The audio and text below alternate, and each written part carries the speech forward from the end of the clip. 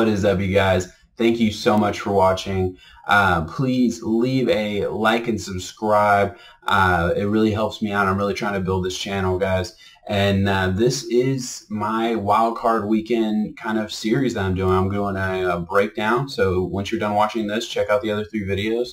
We are going to start with the Vikings at the Saints. First, I do want to give a kind of a rundown of their season so far. The Vikings kind of started the season out a little rocky, started 2-2. There was a lot of reports out of Minneapolis that, you know, the receivers were not happy with Kirk Cousins. It really felt like the season was going in another direction, and they were able to turn it around. The Vikings went on an 8-2 run to position themselves in this playoff conversation. Obviously, they ended up with the 6th seed, but it was a couple plays away, or at least a couple of games away from being a 3 seed, possibly a 2 seed. So this Vikings team has played very well.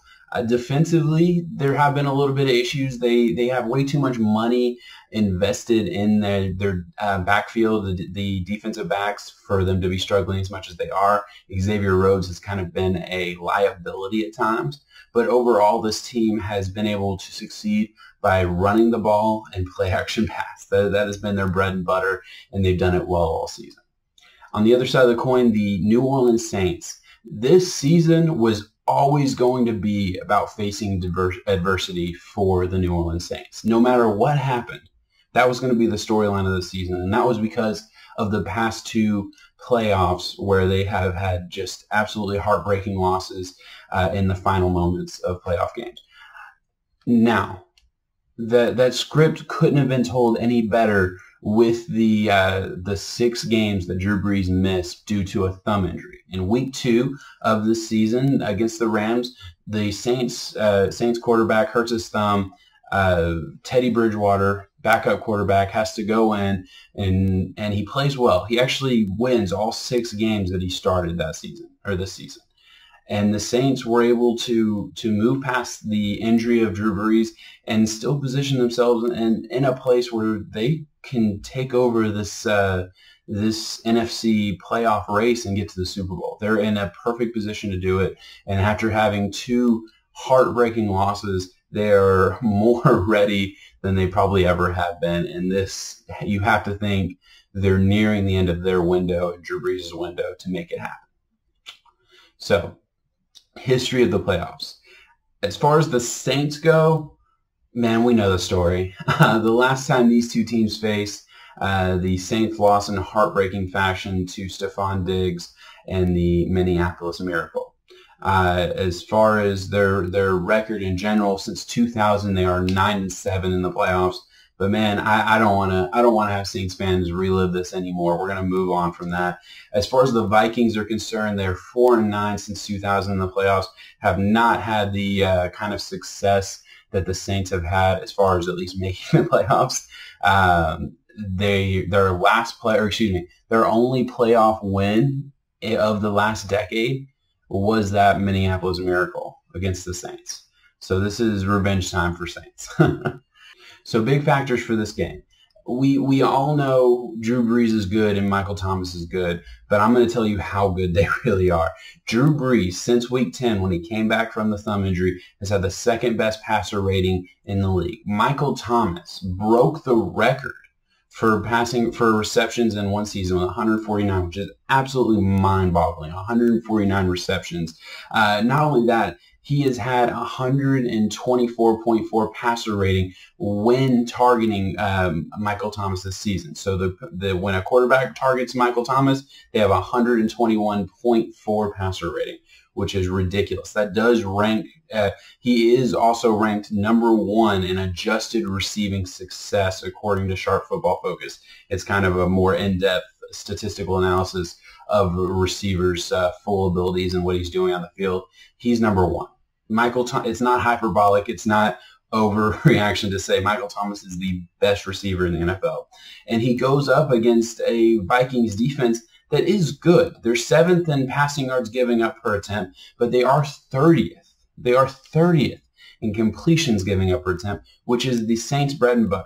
They want to throw the underneath route. They want, I mean, Michael Thomas has 149 receptions for a reason.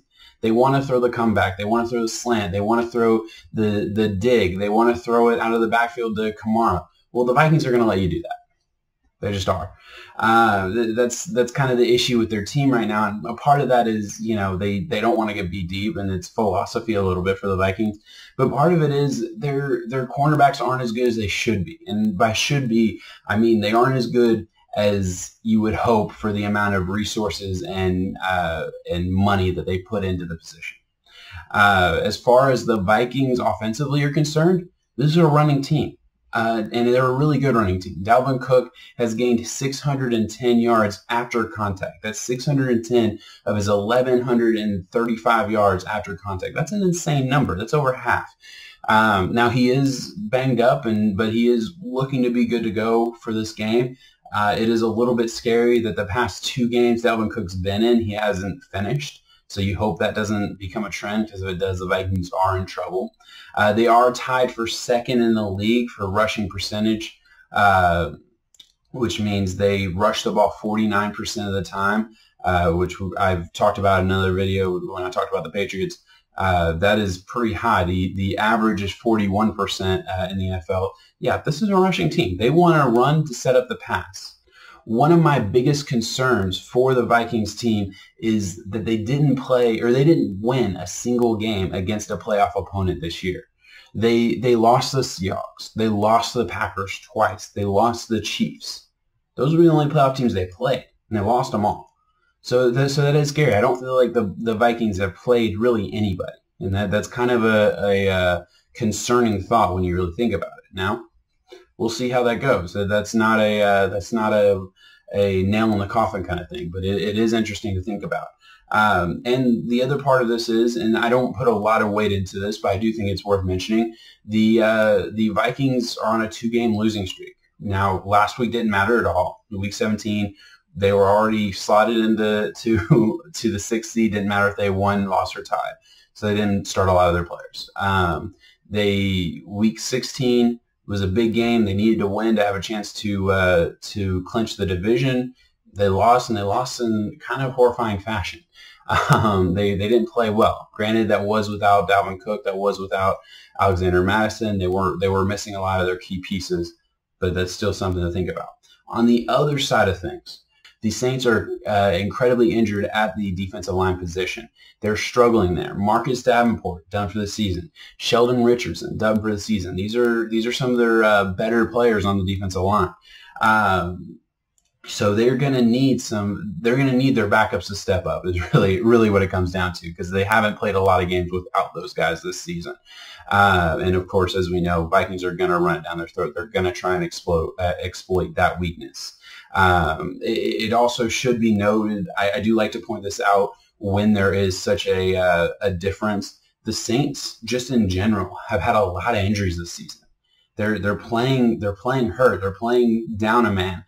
And the Vikings really haven't. They've been relatively lucky when it comes to injuries. Now, yes, they've had injuries of late, and I've just talked about Dalvin Cook being hurt, but I'm talking season-ending, losing your starting guys injuries. They haven't had a lot. So they're coming into this game fairly healthy. That it does bode well. And the other thing that bodes well for the Vikings is they pretty much got the best possible time slot that they could have gotten. This game is going to be played at 1 o'clock on a Sunday. Couldn't ask for anything better. Pretty much any other time slot for the playoffs was a primetime type of game, either 4 o'clock or 8 o'clock on a Saturday. But no, they got lucky. They get to play at 1 o'clock on a Sunday. That's a huge plus for a Kirk Cousins, who, for whatever reason, does not show up in primetime. So my final thoughts for this game. I do think this is a really tough matchup for the Vikings, and there are certain things that are kind of there are certain things that are going well for the Vikings. Like I said, the Saints D-line is hurt. They are going to be able to run on the Saints, but I don't think it's going to be enough. I think this game is going to be the kind of game that kind of stays close for the first half, maybe 3 quarters, and then the Saints are going to run away from it.